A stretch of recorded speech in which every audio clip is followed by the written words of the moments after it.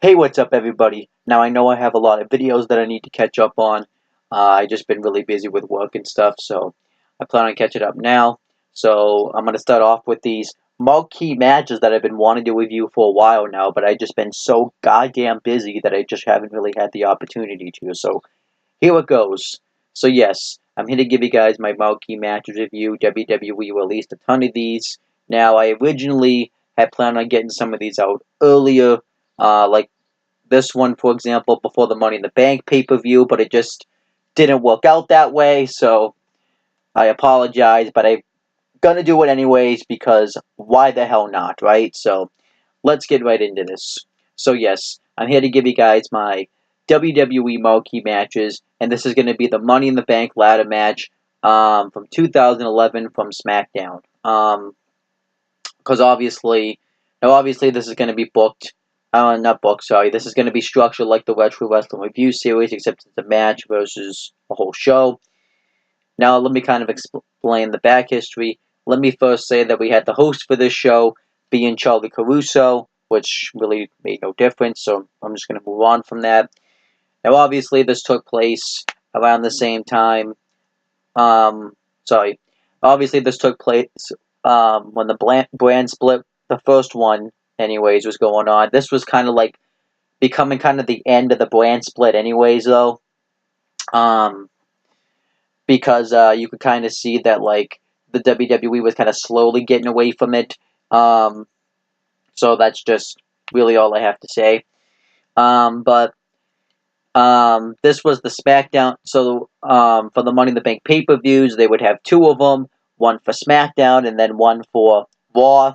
And this was the SmackDown portion of the Money in the Bank ladder matches. The winner of this match would get a World Heavyweight Championship match from any point up to at any point up to a year. And what I liked about this match is you had a lot of fresh blood in this match. You had a lot of new stars, and I think that was really cool. Let's go over the people that were in this match. We had Daniel Bryan, Cody Rhodes, Heath Slater, Justin Gabriel, Kane, Sin Cara, Sheamus, and Wade Barrett.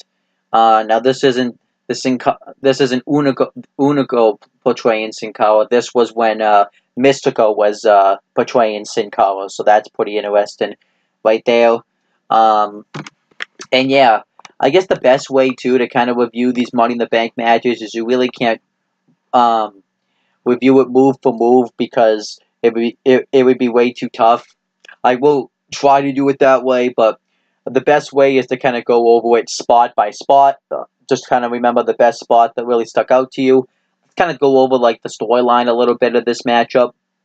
Really, in Money in the Bank ladder matches, there really isn't a lot of storylines that go on in the matchups themselves. Usually, it just ends up just kind of having guys thrown in the Money in the Bank ladder matches. And Money in the Bank ladder matches, you don't really need to have a certain storyline. They'll occasionally do a storyline, but usually it's just, let's just throw, well, in this case, it was, I think, hold on. 8 guys into a ladder match. This is why I kind of miss this concept at WrestleManias because this was a way you could get guys on the card and get them a nice WrestleMania payday. You didn't really have to come up with a storyline really to put them on the card. The big portion is the guys want to get a world title shot. So I think that they should I mean, as much as I like the Money in the Bank pay-per-view itself, you should get rid of that and just put the Money in the Bank ladder match back at WrestleMania because I think it was kind of stupid for them to get away from that. Because I thought it was a great, especially with the brand split now, it would be a way for brands to kind of, even though it's double branded pay-per-views, but it would be a way for people in different brands to kind of, obviously mix it up with people you never really saw before. So I think that would be cool. And then, obviously, it'd just be a cool, unique thing. But let's talk about this Money in the Bank ladder match. We had the commentary team for this match. being Booker T, Michael Cole, and Jerry the King Lawler. Where they are now is Booker T currently right now is hosting his own podcast. He still does things with WWE. He's one of the pre-show analysts for all of the pay-per-views, and he occasionally comes back and does commentary here and there. Michael Cole is now the play-by-play guy on Monday Night Raw mainly, and Jerry the King Lawler is pretty much a part-time commentator. He also kind of runs his own podcast himself, because he ended up becoming that way around 2006, around the end of 2016. And now let's go over the match. So the match starts off, I kind of like the way the match started off, where all the big guys cleared out the win, where Kane, Sheamus, and Wade Barrett just took everybody out, because that actually made the match believable. And then Wade Barrett and Sheamus tried to work together to take out Kane, and Kane was able to kind of clear out the ring and clear them out. And then he went to grab a ladder. Daniel Bryan drop kicks the ladder into Kane, and he goes to grab the ladder himself. Gabriel and Slater take out Daniel Bryan, and they were going to work together because they had recently before this had a falling out, because they had a history, as well as Wade Barrett, since they were in the Nexus and the Core together. And Barrett and Slater fought, and Slater knocked Gabriel off the apron and tried to climb the ladder, but then Gabriel knocked him off the ladder and he tried to pogo stick on the ladder, which was cool, and then Daniel Bryan ends up hitting a drop kick on the ladder, knocking Gabriel off. And then pretty much the match just kind of spills into chaos. Daniel Bryan so I'll just kind of mention some of the spots that took place. Daniel Bryan ended up hitting a suicide dive on the outside onto Cody Rhodes. Justin Gabriel hit a flip torpe suicida right onto Kane. Heath Slater hit a flip twist dive, I think, onto Sheamus, or Barrett, I don't remember which one. And it was Wade Barrett. And then Sin Cara hits a dive on the outside onto Sheamus, and Sin Cara cleans house for a while. He hits a Enzuigiri on Daniel Bryan and hits a Spanish Fly on him. He hits a cool Hurricanrana on Cody Rhodes. And this was like one of the weird times where Sin Cara, at least the Mystical version of at least Mystical as Sin Cara, actually looked good, because there were reports backstage, obviously, that Mystico didn't want to learn the American style of wrestling, and the WWE kept trying to get him to learn it, and he actually looked good in this match. Mainly, it was probably because he was going up against guys, though, that he would have looked good against, like guys like Justin Gabriel and guys like Daniel Bryan, but still. And it's pretty easy, too, to look good in a Money in the Bank ladder match, since it's multiple people in there. You don't really have to do a whole... you can just kind of do, your main moves that would get you over, but I still thought Sin Cara looked good in this match. And then Sin Cara goes to get a ladder. He gets attacked by Wade Barrett. He goes for a clothesline onto Sin Cara. He ends up hitting the post. And then Sheamus hits a bro kick on Sin Cara. And Sin Cara had set up a ladder bridge across the announce table and the apron. And Sheamus ended up powerbombing Sin Cara through it. And this brought out medical attention to be brought out there. In real life, I think they did this because Sin Cara had been suspended prior to this. And this was going to be like his last match before his suspension. So, because it wasn't effective until after the show, so I think they just wanted to get him out of there. And then the match continues to spill into chaos. So Daniel Bryan and Sheamus kind of kept preventing each other because they had from winning the Money in the Bank ladder match, because they had a history with each other from when, obviously, from their feud over the United States Championship. And Cody Rhodes and Daniel Bryan had been feuded kind of prior to this as well, so they kind of kept preventing each other from winning. And Kane started to clean house. He had a really cool one-handed sidewalk slam on Heath Slater. That looked really cool. And Sheamus and Kane ended up hitting a Doomsday device right onto Daniel Bryan. That was really cool. And Sheamus ended up setting a ladder up across another ladder and the turnbuckle, and that kind of becomes used later on in the match. Cody Rhodes cleaned house. He had a crossroads on Heath Slater and then a crossroads on Wade Barrett. He ended up hitting a disaster kick on Daniel Bryan, and then one on Justin Gabriel. They did a spot where they had like a mini core reunion where all the core members worked together and took everybody out. They took out Kane, they took out Cody Rhodes, they took out Sheamus, and they teased like they were going to let Wade Barrett climb the ladder, but then, Gabriel and Slater ended up throwing him out of the ring, and then they went up on the ladder and fought each other, and then Cody Rhodes ran in and tipped the ladder over. I thought that was really cool. And then,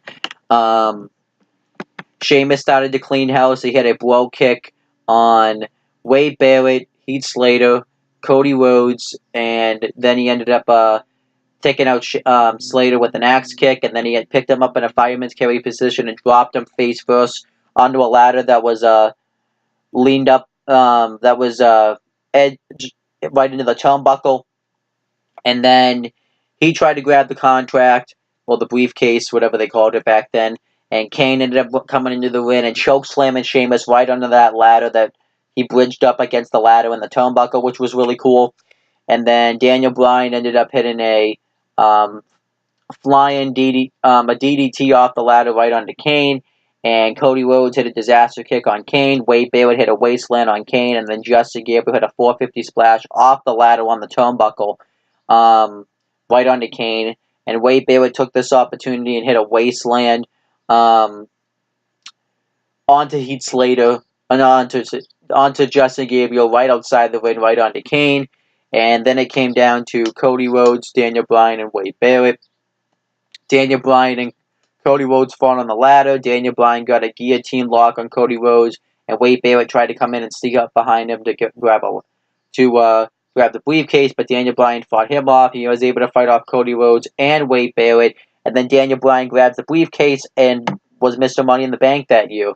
I thought that was cool, actually, the fact that Daniel Bryan won Money in the Bank at the time, because I think he was the guy that nobody ever expect would be even close to a world title opportunity, because he wasn't a Vince McMahon guy. Vince McMahon, you didn't think saw a world championship in Daniel Bryan, and I still don't think he does. But there's other reasons now that they've put the world title on it, but we won't really talk about that much. And Daniel Bryan, when he won this Money in the Bank briefcase, it was a huge moment for him, because I think a lot of people were expecting Sheamus to win, since he had been a main eventer before. Wade Barrett, because they were kind of trying to make him finally that world champion. Who else was in this match? Nobody expected, though, Heath Slater, Justin Gabriel, or Sin Cara to win. Maybe Cody Rhodes, but it wasn't. But I think the two guys I expected to win at the time were Wade Barrett and Sheamus. I didn't expect Kane to win. He was just kind of there for name value. But Daniel Bryan winning this match was a huge moment. It was really cool. And it was an awesome moment to see Daniel Bryan hold this Money in the Bank briefcase. It was a really cool moment. And it's one of the very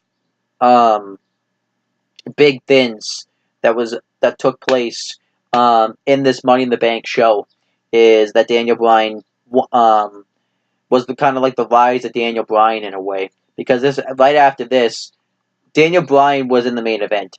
I don't think he ever really stayed. He didn't really obviously stay in the main event, but he was.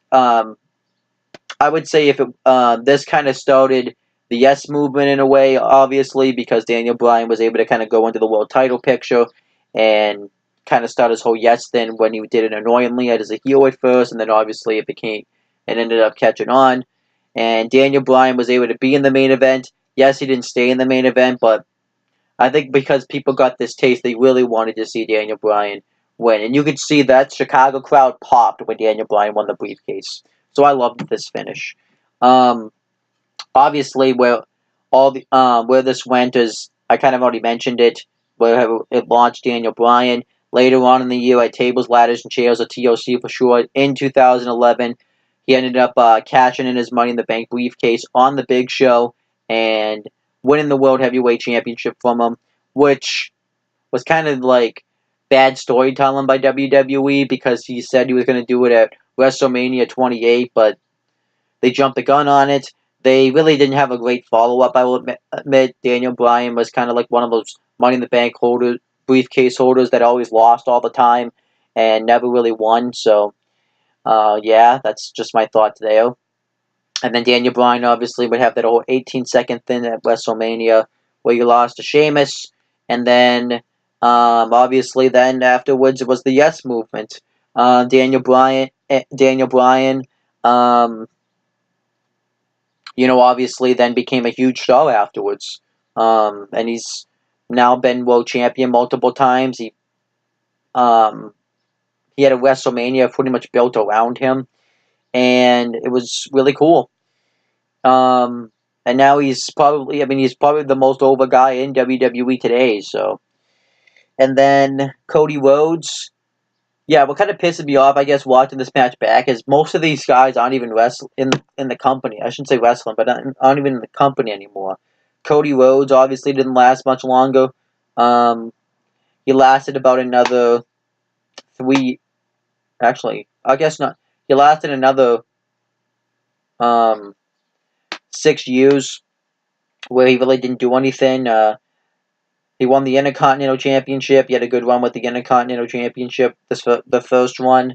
And then he had a really good tag team run with his brother Goldust. And they won the WWE Tag Team Championships a couple of times. He transitioned to the Stardust character. And then obviously he didn't want to be they wouldn't transition him out of it. And they just kept using him like shit. So he left. And now he's like one of the hottest guys in the indies. He hasn't like... He... has been an ROH champion, and now he's contending for the IWGP New Japan World Championship. And then Heath Slater pretty much is in about the same spot. He's at the tag team division with Rhino. He's been a SmackDown tag team champion. Justin Gabriel, I think, is just wrestling the indies. I believe he's just wrestling the indies. Yeah, he's pretty much just in the indies right now. Kane is still there. He's had, obviously, this was actually his last match before he had not his last pay-per-view match before he had remasked. And ironically enough, him and Daniel Bryan, it's so weird to think that they were a tag team, kind of like a little over a year after this, considering the fact that you wouldn't even think of it watching this back. And then, yeah, he pretty much, then he did the corporate Kane thing, and then he came back, and he's pretty much just kind of had a part-time appearance.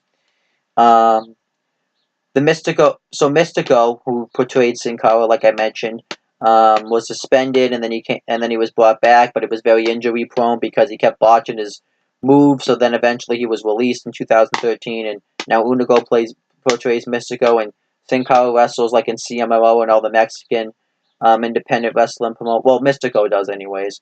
Sheamus is probably the second biggest star out of this match. He obviously won the Royal Rumble after this. This was his last match as a heel. He ended up turning face after this. Well, in his first heel run, anyways, and he was a baby face for what seemed like forever. He turned face finally in 2015. No, turned heel finally in 2015. But he was a baby face. He won the World Heavyweight Championship, had a long run with that. Won the U.S. title, had a pretty long run with that. And then eventually got injured, turned heel. He won the Money in the Bank ladder match in 2015. Won the WWE World title, really didn't do anything with it.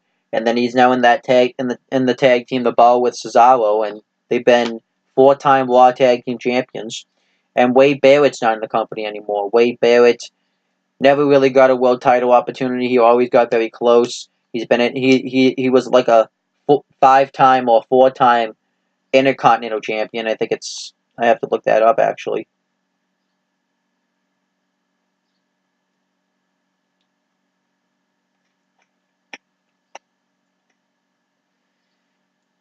Yeah, he's a 5-time Intercontinental Champion, but he never won a world title.